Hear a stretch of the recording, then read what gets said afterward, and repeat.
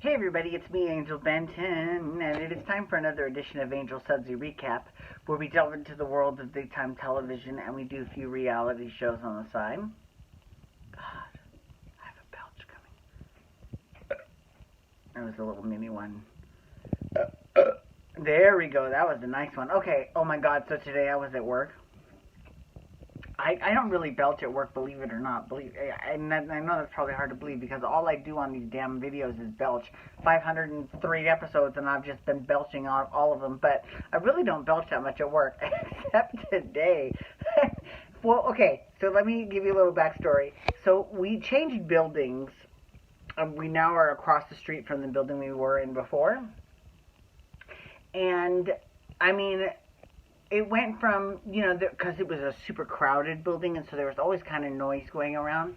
But now it's just my group, my department, and we are quiet. And not because, we have to be, there was this other portion of the building I used to sit at that was called the Fishbowl, and it was like the legal compliance department, and it's full of old ladies that really like things very quiet.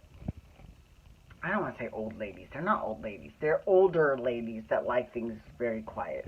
So I didn't have a problem with that, although there was this one chick.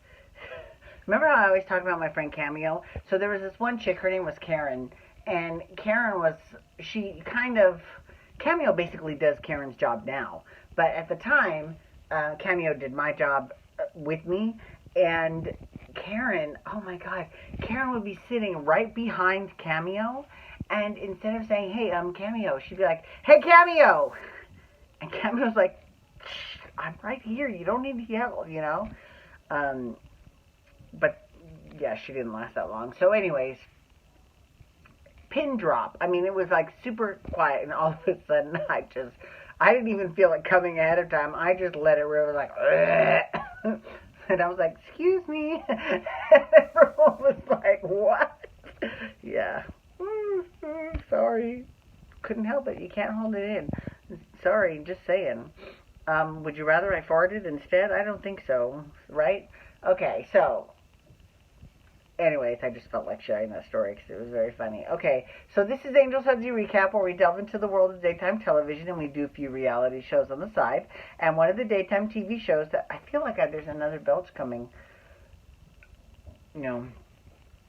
I need to not drink right before I do these. I was so dehydrated, though. I went to pole dancing class, and then I showered at the gym afterwards, and I'm just dehydrated. So I just needed, something to drink. So I had some booze, and now I'm belchy. Oh well. Okay, so one of the daytime TV shows that we do is The Young and the Restless. So here's the thing about Young and the Restless. Right now, there's a storyline where Phyllis and Sharon are teaming up to get Chelsea out of Nick's life. Okay. Now, on the one hand, I think this is kind of dumb, and it's a little bit implausible because, how many years was Phyllis in a coma because Sharon allegedly pushed her down the stairs? But let's be real, gravity's the one that really did it. She didn't really do anything. And you would think that she would hate her forever. And Sharon obviously hates Phyllis because she oh my God, she pulled that paternity stunt with Summer and had everyone thinking that she was Jax when she was really Nick's. So there's no love lost between those two. So this friendship doesn't make that much sense. And not just that, but the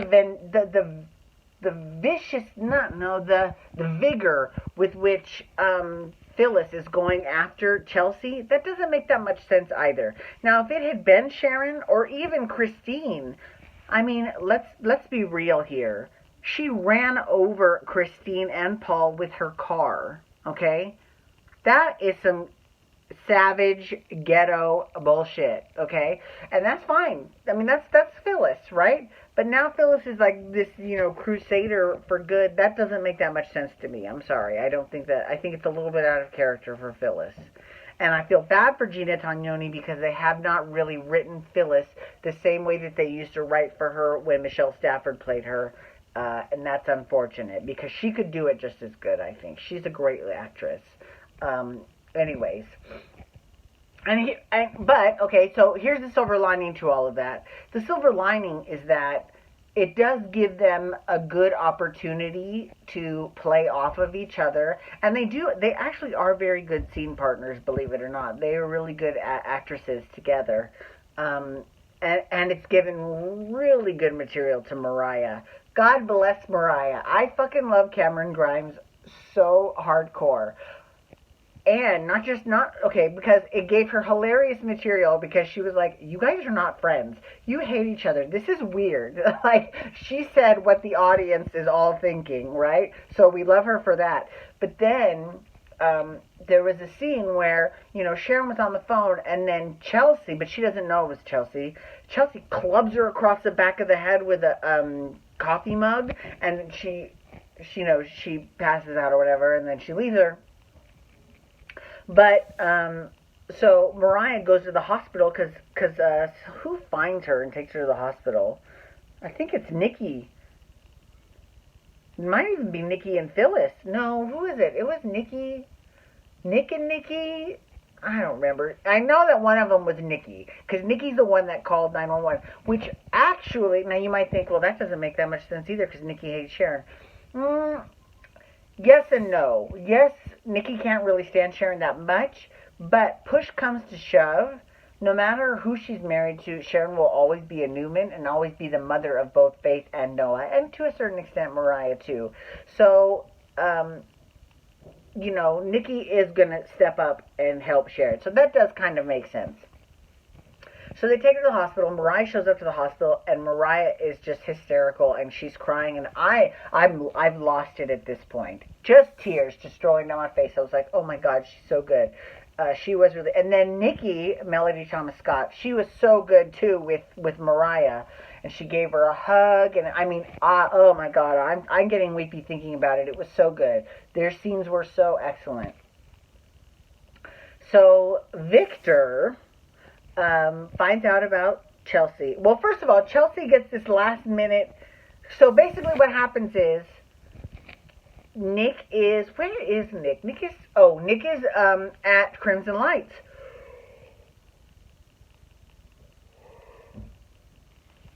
Planning his wedding to Chelsea. And Chelsea goes and picks up Connor and Christian from Nikki and Victor's. Now, here, and this is why this story's a little bit out of the realm of plausibility, just because, I mean, no one suspected anything. She grabbed both boys and then left. And if it was really, like, that big of a deal, they obviously would have been like, no, you cannot have those kids. But she took them both, and then she decided she's going to leave town. So she starts leaving town with both kids. But she sees Christian, and even though Christian biologically is not Nick's, she cannot do this. She cannot hurt Nick this way. So she leaves Christian on Victoria's doorstep. Now, it's a good call because Victoria does not live on the ranch.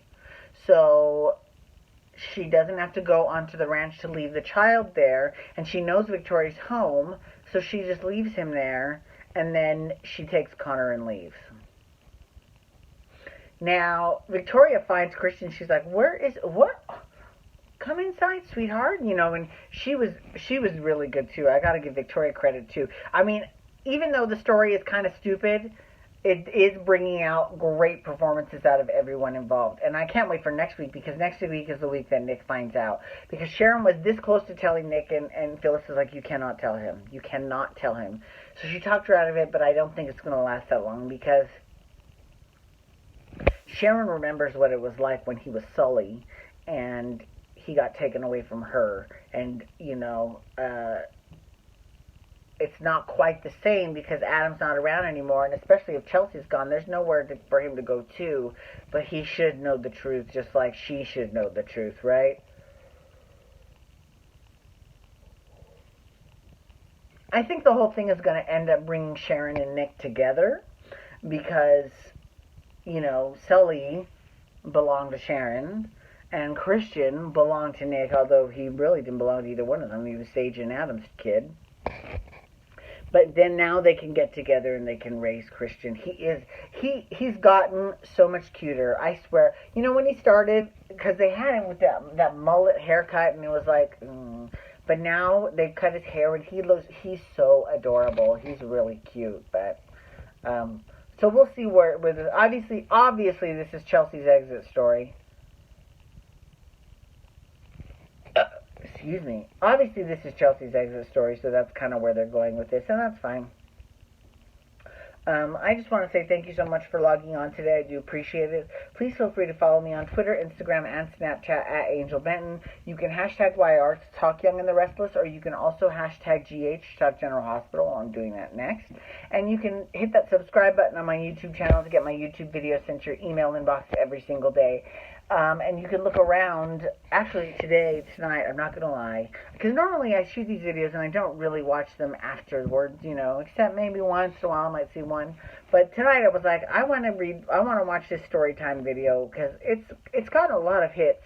So, and it was pretty funny. And I can't wait, because there's a couple things I left out of the story that are like really kind of important. So I'll definitely, when I come back to that story in April, I will be definitely, hitting those points that I had left out. So so find that Storytime with Angel Benton. Tell me what you think. Leave a comment. Leave me a thumbs up. And I know I need to cut my thumbnail. I'm cutting it tonight. Thank you so much for logging on. Have a great night. Peace out. Wabba, wabba, wabba.